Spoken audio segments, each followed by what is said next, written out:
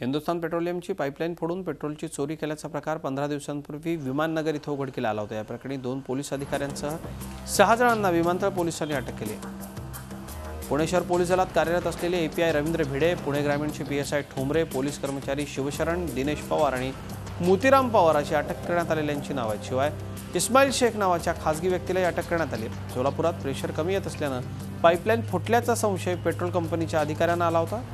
तपासणीच्या वेळी हा पेट्रोल चोरीचा प्रकार असल्याचं समोर आलं। 15 दिवसांपूर्वी लोहगाव इथल्या तालेरा फार्म हाऊसच्या हद्दीत मुंबईहून लोणीकडे जाणारी पाईपलाईन फोडून 5000 लिटर पेट्रोलची चोरी करण्यात आली होती। इस्माईल शेखच्या मदतीनं या पोलीस अधिकारी आणि कर्मचाऱ्यांनी ही पेट्रोल चोरी केली। या प्रकरणी विमानतळ पोलीस ठाण्यात गुन्हा दाखल करण्यात आला होता।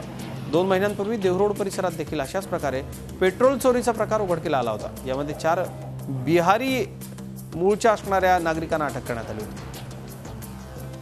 5000 लिटर डिझेल जवळपास 3 लाखाची चोरी गेल्याची तक्रार दिली होती। त्या गुन्ह्याचा तपास क्राईम ब्रँचचे अधिकारी यांनी समांतर तपास करून त्या गुन्हा उघडकीस आणलेला आहे। त्यामध्ये त्यांनी एकूण 6 आरोपींना ताब्यात घेऊन संबंधित पोलिसांच्या ताब्यात दिलेला आहे। त्यामध्ये 3 आरोपी जे आहेत ते इस्माईल पीर मोहम्मद शेख हा मुख्य आरोपी आहे। त्याच्यासोबत मोतीराम शंकर पवार, त्याचबरोबर दिनेश अनिल पवार हे 2 आरोपी आहे आणि इतर 2 पोलीस अधिकारी, एक ग्रामीणचा आणि एक सिटी च्या याच्यावर पोलीस अधिकारी आहे आणि एक कर्मचारी।